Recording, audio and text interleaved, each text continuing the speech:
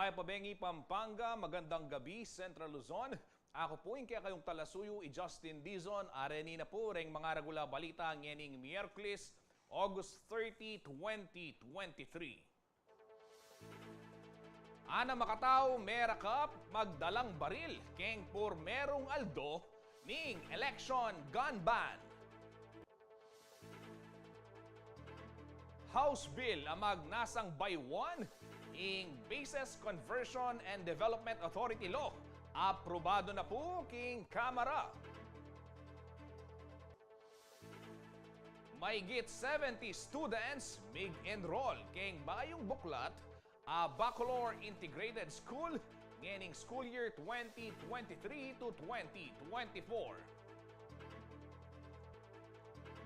First ICT Summit keng City of San Fernando, Pampanga, midaon po ngening September 5 and 6.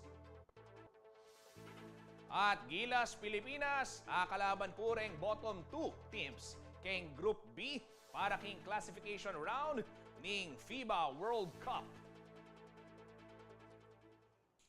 Kabalen, migbalik no po king klase yang Martes, August 29 din sa bilang mag-aral kareng public schools keti po king Pilipinas. Kasabay na niti, mig-operate na rin ini pong bayong eskwela king Bacolod, in pong Bacolor Integrated School, noong nuka rin may get 70 students la po king grade 7, ding mig-enroll. Agpang kareng mapilan karela, eda na kano kailangan lumaot pa at eno mamablemang kagisan ng slots kareng aliwapang eskwela. Silipan tamo po yung karelang sitwasyon king report ng Liana Canilao.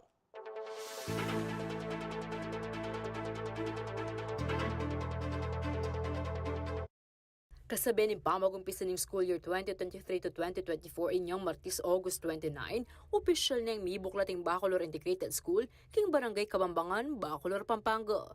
All the flowers of tomorrow are in the seeds of today. Yung sikatake sabi na itikanu, yung tutukyan ng Mayor Eduardo D. Mandatu king kayang efforts di kilking pamagaral ding anak. Yeah, yan yung opening ng Bacolor Integrated School. Siyempre, pinag-obrantayan, kaya betang manungkulan, ring sangguniang bayan, siyempre, may file tamong resolution, we submit the requirements together with the barangay resolutions. At yan po talagang pangarap tayo. Sinabi kayo po yan kayong katamong supervisor, kayong DepEd, at maybe sana naman, pinrepair tala po rin buildings, pinrepair tayong pamangailangan, we provided teachers, we provided their needs, including the chairs, at yan po, may buklat sa ini. Serbisyo hano kanuniti rin estudyanteng makatok ng Kabambangan at malapit na lugar. Siyempre, datang nearby students and parents ay nalamamasay. Mutagat ang kikatamong Bacolor High School, and kilungob Kindabsu, kaya nila lang malapit. Then nearby, Kabetican, San Vicente, Santa Ines, and the other barangays, kaya ning Lalam, like Parulog, San Antonio, kaya nila bunta. King kasalungsungan at iniiting mayigit 70 grade 7 students at asahan da pang miras lang mayigit dinalan deni. At neri po talagang masaya tamo. At may buklat nit, may gumpisa niya, in Bacolor Integrated School. At atinta ng estudyante, more than 70 students for a start. Mabula pa siguro 100 din.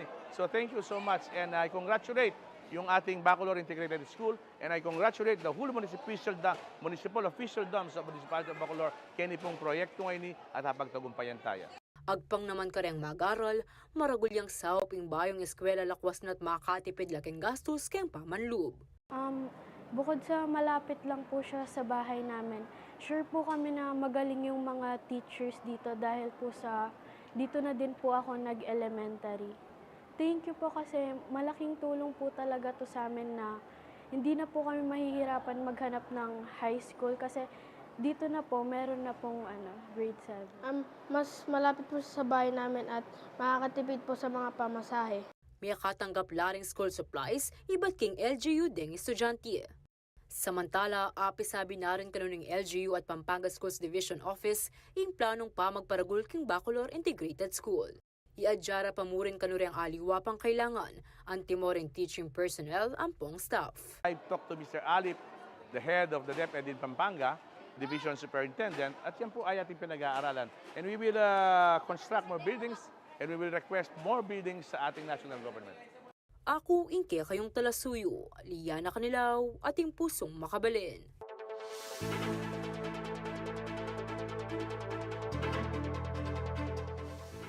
Kaya iba naman pong balita, pasado na po king third and final reading ng House of Representatives. Ini pong House Bill 8505. Iti po yung consolidated version ng munikalang batas daring Kongresista Ketty Pampanga ay Deputy Speaker Gloria Macapagal Arroyo at Senior Deputy Speaker Dong Gonzales. Ang magnasa pong baywan itang Bases Conversion and Development Act of 1992.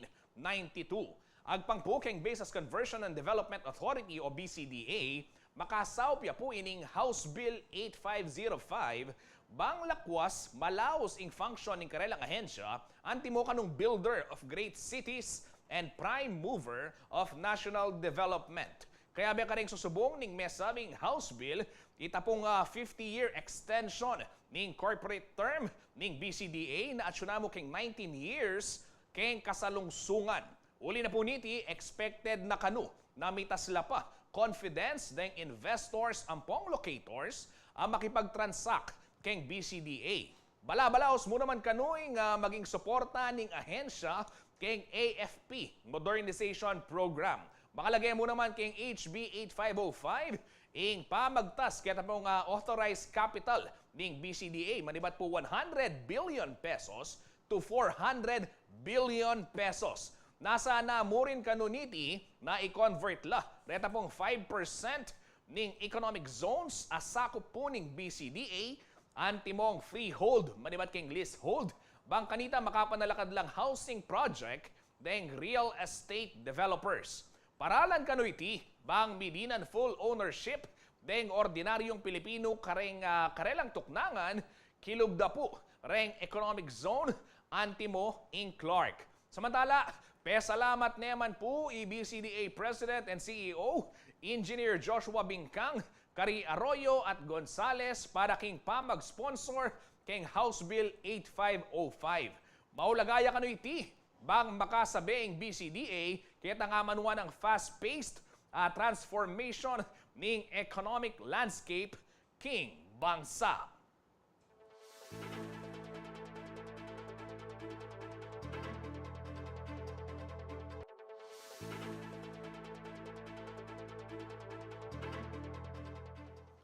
Kabalen, gagamit ko po bang AI o retang AI, Artificial Intelligence Generator Tools ang pangpuking PCIJ o kaning grupo daring talapamalita kano dapat magamit iti ken plagiarism at pamagloko at dapat gamitan niya iti ken responsabling paralan. Ay ni po yung report.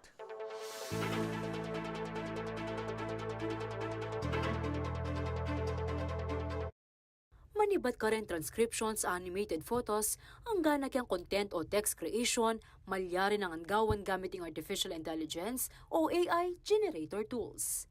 Alimbawa, namuri ang aluwang website o apps, nung nuka rin, itype mo mo rin kaya kang buring pasulat at lumalno rin ikilog mo ning mapilang segundo.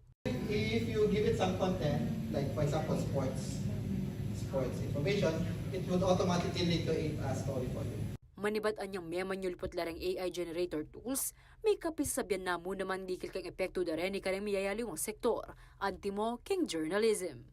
King Advanced Data Journalism Bootcamp ng Philippine Center for Investigative Journalism o PCIJ king Quezon City anyang milabas a Domingo, pisabyan larang masanting at masanting ang epekto ng AI king obrada rin talapamalita. Pisabyan larang masanting at masanting ang epekto ng AI king obrada rin talapamalita. Pero maraming kailangang pag-aralan din sa AI. There are a lot of AI apps that can help us. Siyempre, transcription, the processing, yung predictive. Precisely, we need to talk about it. Parang ano ba yung fundamentals? Hindi pa naman ganun ka-advance ang AI sa Pilipinas. So we're watching the West, how they're handling AI. But it's going to be definitely a challenge for a lot of Bistaman makasawpya kano itibang pasaglia ng obra lakwas na ken transcription, kano dapat gamitan din ni ken plagiarism, mapagloko at aliwa pang marokagawa. Definitely nakakatulong siya for us. No? So there are tools generated, AI generated, na makakatulong. So it's a matter of saan mo siya ilalagay at paano mo siya gagamitin para mag-serve dun sa kung ano yung purpose ng journalism. it shouldn't be used to plagiarize. It shouldn't be used to deceive the public. Yeah, to invent stories that don't exist. May alimbawa da rin ni inkinalat ang AI-generated image ng Pope Francis nung nuka rin mayakit yung makasulod maputing quote. Pauli niti megrol yung statement ng Santo Papa, di kang problemang malyari ng iatad ng AI. Pero agpangkang data scientist ay Christian Alice, bayo pa man may ka-AI ay atin ng misinformation at disinformation. Samantala, bang aiwasan ko nung maloko ka ng AI-generated images, malyari ang lawin ang gamat ng tao Kenya. Right now, sabi nila yung kamay daw, hindi pa na-figure out ni AI yung tamang. Parang syempre dahil AI-generated siya, medyo weird pa yung mga kamay daw. But that's just the beginning of AI, no? So the challenges and its impact on disinformation in the future, yun yung malaking challenge sa atin. Agpang karang journalists, mas importante ang karelang obra nganing panahon na ini. Pero definitely, yung transcription, yung translation, lahat yun makakatulong sa atin in very practical ways. Makakapagpadali.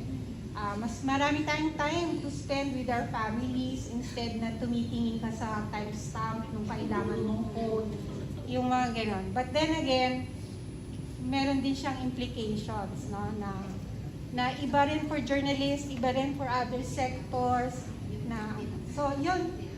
But definitely we shouldn't forget yung pinaka-basic, what journalism is all about and what are journalists' purpose.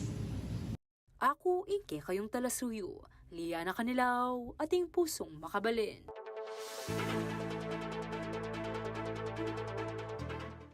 Kabalen, ako po mama ko, magbalik ya ing balen at balita.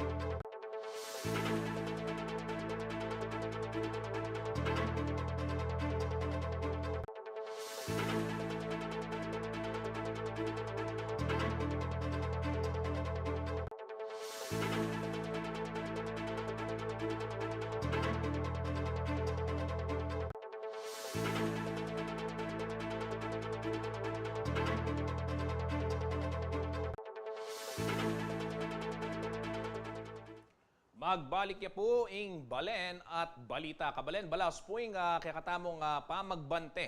Kini pong Barangay and SK Elections 2023. At kaugnay na po niyan, arestado la po rin na makatao king mayaliwang lugal kaya po king Central Luzon kaya ridang kerak pan baril ken pamong por merong aldo ning election gun ban. Anya pong Lunes yan, August 29, nagpangpuiti kayong report ning Police Regional Office 3. Adwa ka tao la rin kerak pan kalibre 38 at improvised shotgun keng bataan. May recover mo rin karela yung 12 gramo ning suspected shabu. Magkalagang 81,600 pesos. Keti naman po Pampanga, may rakapla naman ding adwa ka tao king Balening Santa Ana magdala kanong light rifle gun, mika magazine. Loaded 5 balas ning kalibre 45. Arestado yan man po yung metong lalaki king Angeles City. Kayakitan naman kalibre 38 baril. Metong neman po yung merakap king May Kawayan, Bulacan. Kayakitan mo naman kalibre 45 baril. Agpang po king Philippine National Police. Diskubri dala reng baril. Kareng motor dareng suspect kaya ridong pinarareti uling elam misusulod helmet. Samantala, mig paganakanin man po yung COMELEC keng publiko makipag-cooperate kareng otoridad bang maging masaleseya ing barangay at sangguniang kabataan elections. Na iwasan ang premature campaigning. So dito, meron kaming monitoring team na magpupunta sa mga bawat bayan-bayan, mga bawat barangay para tingnan ang compliance ng bawat mga kandidato. Pangalawa, ang ating filing of certificate of candidacy ay non-extendable po. Kaya tayo po ay maagap na pumunta sa ating mga lugar kung saan kayo gustong mag-file ng inyong certificate of candidacy sa ating mga opisina ng election officers sa mga bawat.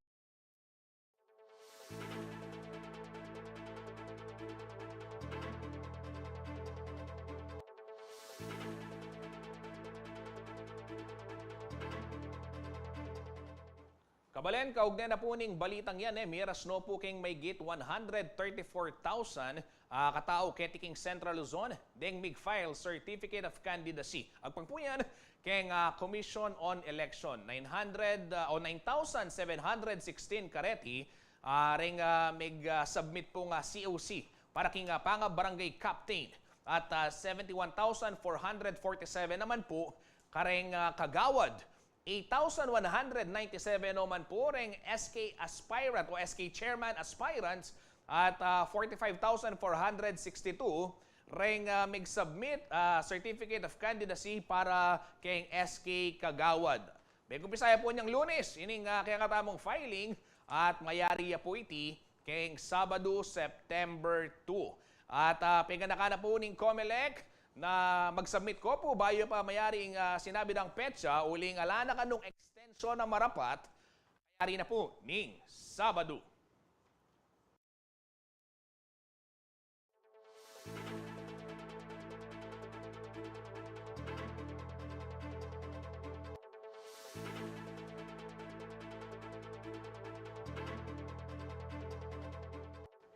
Kabalen, miyabe-yabe na po ngayon Miyerkules ding mayaliwang grupo aking panimuna na po ning Abacan River and Angeles Watershed Advocacy Council Incorporated o Araw ACI. Ang karela pong pisabyan ng makanano de proteksyonan ding mayaliwang watershed keti king Pampanga. Bang makibalita po kagabetay liya na kanilaw. Ba't po ketang karelang MOA signing nandin monggat panapon liana maya pabengi nanoy nga pisabihan da rin ng grupong daring environmentalist keti Pampanga bikil ketang proteksyon da rin kaya katamong watershed. Maya pabengi ko yung Justin maya pabengi mo naman ka rin kaya katamong Kabalen kasi po yung Manuel Beso nandin pin Ika Forum keng Water Security and Conservation or Protection kareng Pampanga Watershed. So, pwede muna na yan yung Abacan River and Angeles Watershed Advocacy Council Incorporated o ROACI. So, ding mapila na social civic groups may kisan metong keng advocacy ning ROACI. Apin din panimuna ning Kapampangan Manakaran na panimuna ng Attorney Vivian Dabu bilang kanilang Executive Director. at wala naman ding nagkakaisang guardians, ding Caritas Philippines, at wala naman ng City of San Fernando Water District apong Prime Water, atin mo namang representative, iba't kayang Tilapia Stakeholders Association of the Philippines, and according to Keti, yung kanilang presidente na John Vico, 50% ng tilapia production manibat kay Central Luzon, nung rin na yung Pampanga, and kumbaga madaguli yung kontribusyon na ni Central Luzon para sa food security, and somehow connected ya iti kang reforestation nagagawan da rin niya yaliwang grupong areti. So at wala naman din Boy Scouts of the Philippines, ing Angeles Council, ing Laiko Pampanga, ing Angat Buhay Angeles, apong ating muna mga media organization bilang miyembro na ng community na. So kinumbira dala naman ning araw ACI, ing CBCP or Catholic Bishops Conference of the Philippines. Ulipin penagkat ng minuna na ng penagkat po Francis in care for the common home. In common home amanwa ng ini, apin kaya katamong environment, in kalikasan. So, itapin sabi ng Tatang Abong Tayag o Renato Abong Tayag Jr. na istong kailanganan may danom, dapat available ya. At isto namang minuran na dapat maging problema yung maragul a volume ng danom, kalupan ng milabasan na mika flooding o pamanalbog. Anya, malyari mo ita na ali maging problema in danong nung ating tanaman kareng bundok. So, itapin, sabi na rin na balang balengke, tikim Pampanga, ating watershed. At manibat enyang may tatagya ining karelang organisasyon ining araw ACI, may 150 hectares na kanu, in karelang atamnan o mumulay laking 80,000 trees. At ding manya siya karen, iring kaya katamong kapatada ay ka.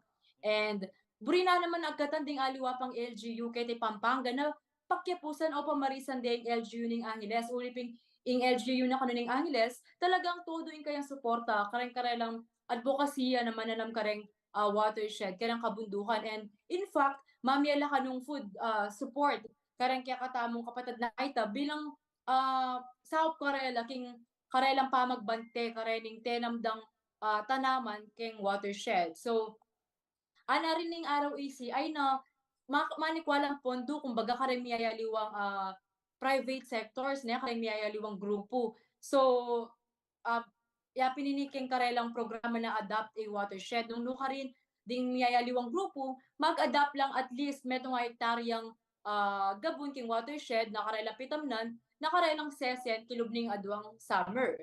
And in goal na, in goal na talaga ning araw ACI ang poding aliwang grupo na misan metong ay di hanggang bundok ang pong kriskete kay Pampanga. King inaharap o king future, mitamnan la. And sabi na rin Tatang Abong na soon pakisabihan din DPWH bilang ilati lang pondo, kareng ilog ang pong creeks na sana linisan dala deni. And bali may nibat nga nin karelang advocacy, in karelang effort, kin pa mag-conserve king watershed, king water security, king metong study, ne? O karang studies ning Japan International Cooperation Agency o JICA and ing National Water Resources Board o NWRB anyang 1998 ampon 2011 nung nukari by 2025 kanu maka-experience yung water shortage ing Angeles City, ing Mabalacat City, apong City of San Fernando. Inyara ning aliw-aliwang effort sa rin, gagawan dala talaga para ma-recycle itang groundwater para by 2025 ma-sustain itang demand king water supply. And ita pinasabi mo ko yung Justin na minsan metong la din miyayaliwang grupo nga rin para kareng aliw-aliwang nasa no. So metong neken itang karelang call for the declaration of all mountain ranges in Pampanga bilang protected landscapes. And bukod pa kanita, call for an inventory of all commercial and industrial pumps in Angeles City and Pampanga. And in katlo naman, call for a massive reforestation in the whole province of Pampanga. And in Kapat, support the creation of the Department of Water or Commission on Water or National Water Resources Authority. Koyan Justin. Lia, very comprehensive yung kaya kang report at balo ko at alokyan tayan manibat pa kanita. Uling partner na katamo nining araw ACI ni pani mo na hanaping tatangabong tayag at kareta nga banggit mo buri ko na ang ikutang yan kasi balo ko kanita may gumpisa IT kay ning Angeles City talaga at so na makita ang lagyo na abakan ken lang abakan river talaga makatutok ang stretch ngayon ay sakop napin din ning highlands na ning Angeles City ang gana kay ning aluwang portion ng kaya katamong Labuad, Kapampangan.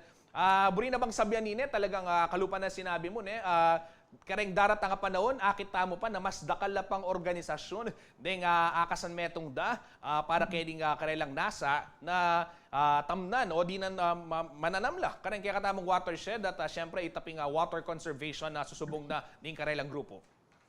Oo ko yung Justin Malaut na talagang dakal na ding organisasyon maski individual na sumaop talaga kaya pa mag-conserve king watershed king Pampanga and metong pinking abanggit na nanding tatang-abong na talagang lalapit na pati king simbahan bangka nita din kaya ding kapatid tamong Katoliko na makisan metong la naman na bukod ketang pa magpasyag king amano ning Ginoo kumbaga mag-take action na naman king pa mag-conserve king pa magprotekta king watershed ko yan Justin. Okay, dakala salamat Liana Canilaw. At kingkekang report, ang tabayanan tala pa, retang maging update, digil karelang aktibidad, uling masanting po yan, Kabalen, para po kayong kekatamong ausandaping indung kalikasan. Kabalen, ako pumama ko, magbalik ing Balen at Balita.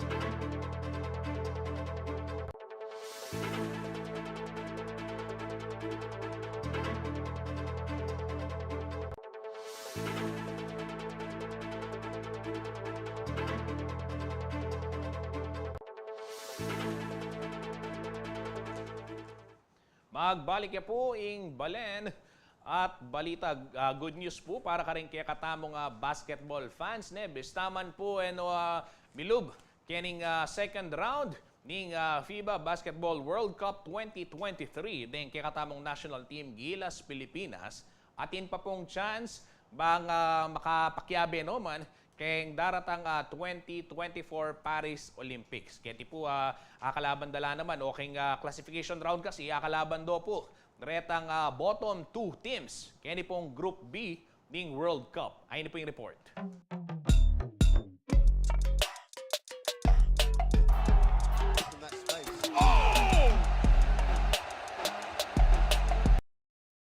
Hindi natutuloy sa second round ng FIBA Basketball World Cup 2023 ang Gilas Pilipinas matapos matalo ng Italy sa score na 90-83 nitong Martes, August 29.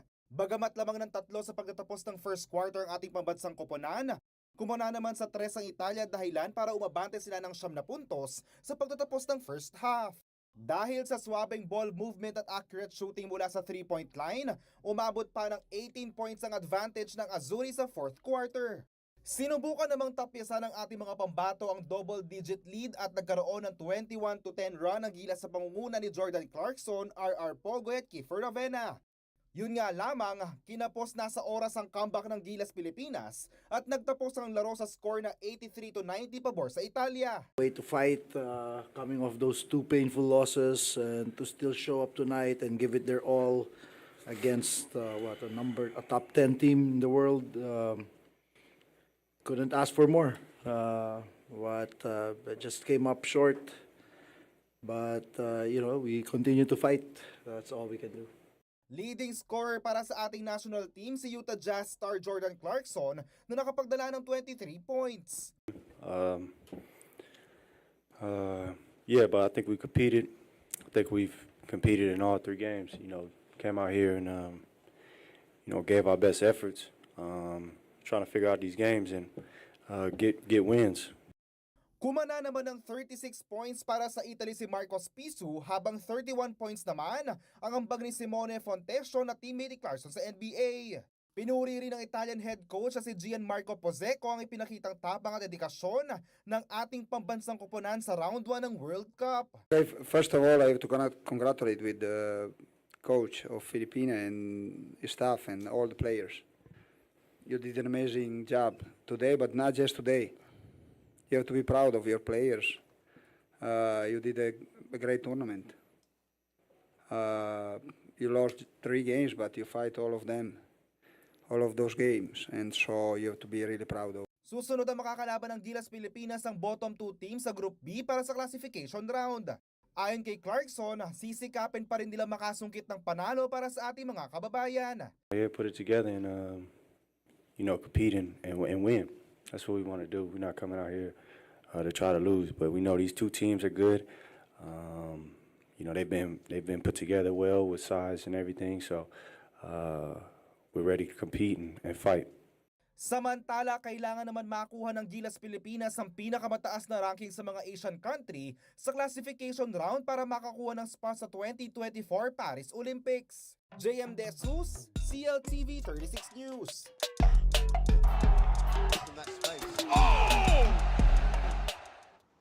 Kabalen, metong po ka rin intabayanan ring basketball fans. Ini pong pamirap di Jordan Clarkson, ang pong Simone Fontecchio ning Utah Jazz net teammates lapuren king Utah Jazz at bistaman bisanggala king NBA naman po maging sagli o ikadapin friendly match in karelang laban king pamirap na po ning Gilas Pilipinas kontra Italy. Ayun po yung report.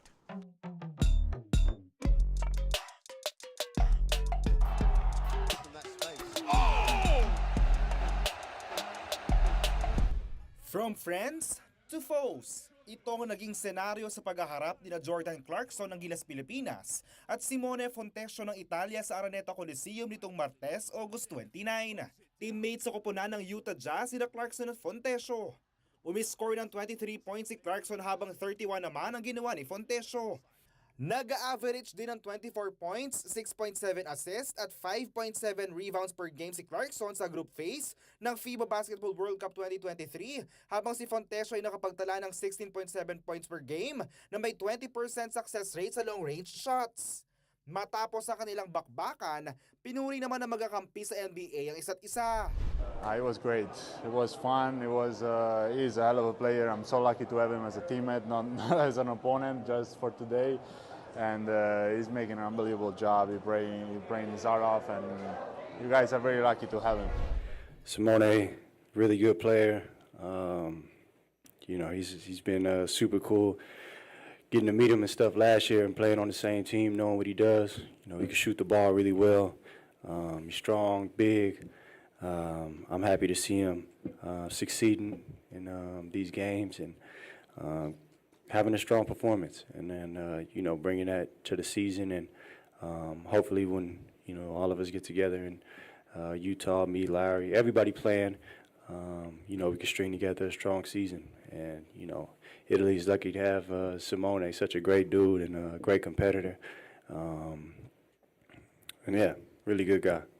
Samantala, hindi lamang sina Clarkson at Fontecchio mga manlalaro ng Utah Jazz na nagpapakitang gilas ngayon sa World Cup. Naglalaro rin para sa Finland si Lauri Markkanen habang nire-represent ni Walker Kessler ang Team USA at ni Kelly Olynyk ang Canada. JM De Jesus, CLTV 36 News.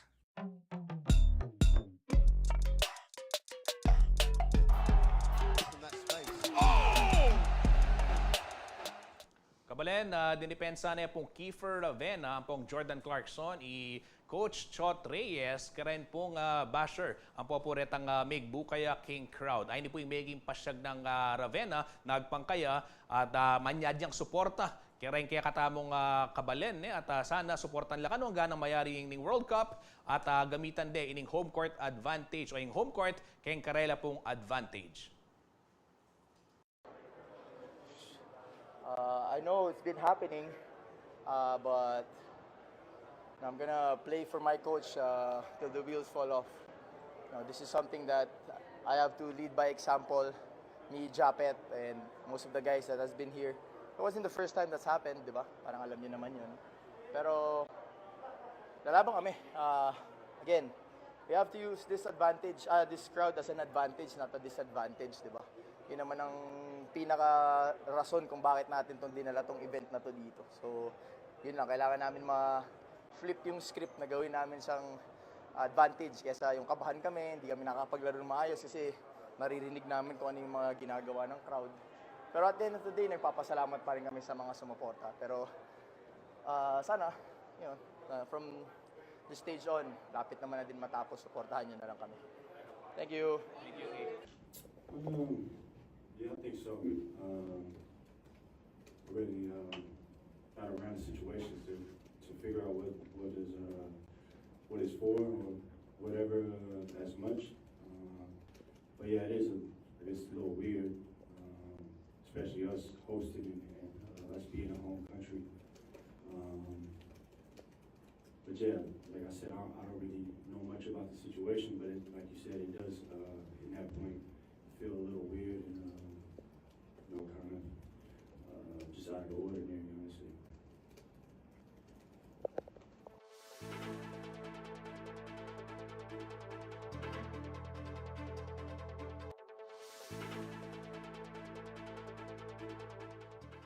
Kabalen, ako po mama ko magbalik ya.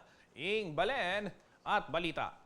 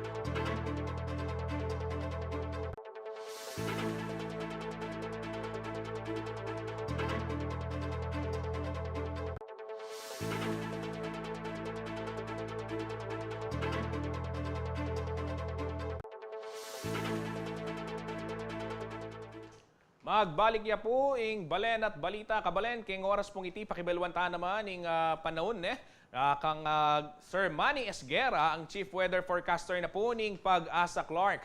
Magandang gabi po Mang Manny, kumusta ho ang pagbabantay natin kay bagyong Goring? Yes, good evening po sa ating mga tagapanood at good evening po sa inyo dyan, Sir Justin. Si Super Typhoon Goring po ay napanatili po niya yung kanyang lakas habang siya po ay papalapit dito sa may northwestern boundary. Anytime po tonight, pero may lakas pa rin po siya ng lakas na hangin na umaabot ng 195 kilometers per hour malapit sa gitna at pagbukso na umaabot ng 240 kilometers per hour. Medyo bumilis po ito ngayon ng takbo niya, pakanluran, hilagang kanluran, 5 kilometro kada oras. Sa ngayon po ay may nakataas pa rin pong babala ng bagyo.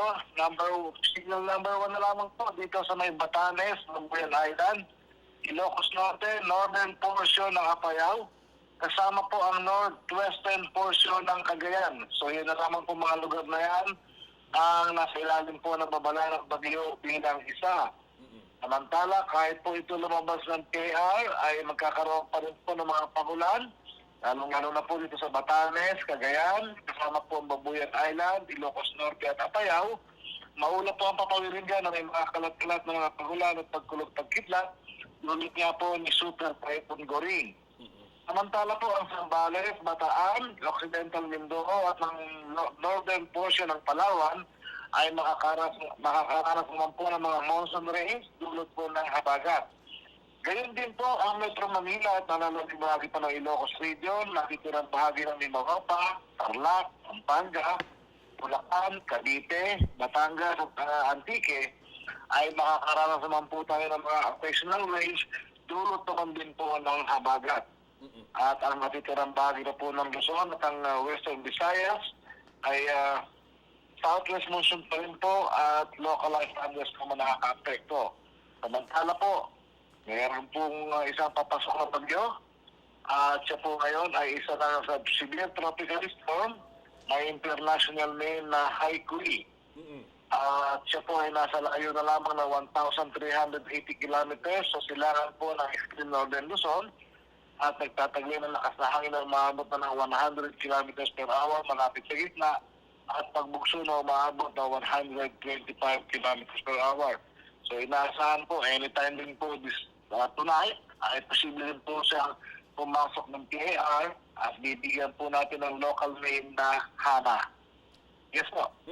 Mang Manny, itong bagong bagyo, Haka yung pangalan, ano?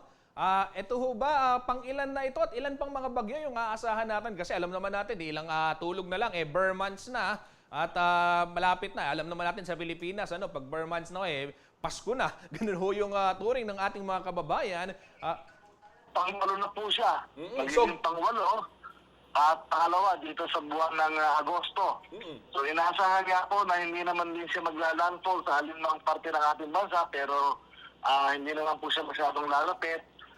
Posible din po na pagpasok ng mamayang gabi o buong sa madaling araw, ay sa Biyernes po ay posible na rin po siyang lumabas ng PAR pero siya po ay magiging typhoon category. So, ibig po sabihin, lalakas po siya. At posible pa rin po magpaulan sa atin dahil papalakasin pa rin po niya ang hanging habagat. Opo. Yes, po. Mang Manny, pagkatapos po nitong bagyong ito, ilan pa yung inaasahan po natin ng mga darating na bagyo based po dun sa regular monitoring din ng inyo pong tanggapan? Ang sabi po ng ating ahensya noon, na magkaroon po tayo ng mga press conference ay 10 hanggang 14 na bagyo. Ang posibleng pumasok ng PAR sa buong taon po nito hanggang sa mga Disyembre po.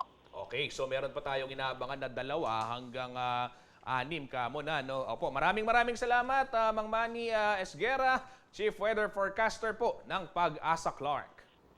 Welcome po at magandang gabi. Ayan po, kabalen, dimdam tayo po Sir Manny. Kaya pong pag-asa ni at saan nyo po itang balaw sa pamanuran.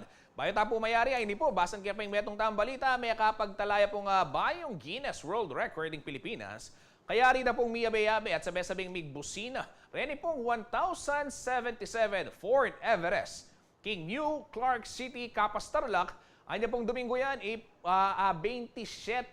ng Agosto. Miras pong 1 minute and 6 seconds ng honking o pamagbusina na po rin sa King Tono ng Philippine Jeepney. Let's go! Bayo na po dinerecho keng Subic Bay International Airport. Kasabay niting 6th anniversary ng Fort Everest Club Philippines.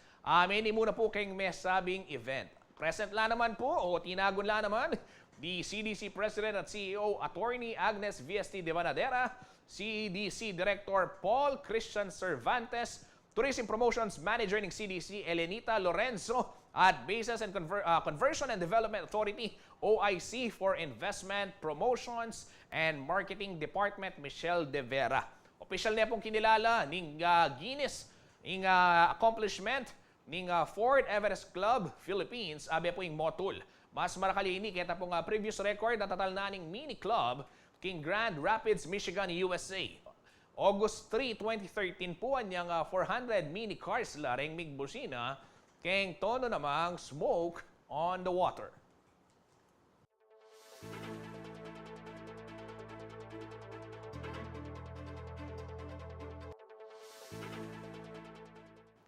Ayan, congratulations po keng Ford at syempre kaya pong Ford Pampanga. Apin po rin din mga regular balitang kinalap ng kaya katamong news team. Para po kayong aluwa pang updates, like and follow yala mo rin kaya katamong social media pages at CLTV 36 Official and at CLTV 36 News keng Facebook, Instagram, TikTok, ang pong YouTube at CLTV 36 Official.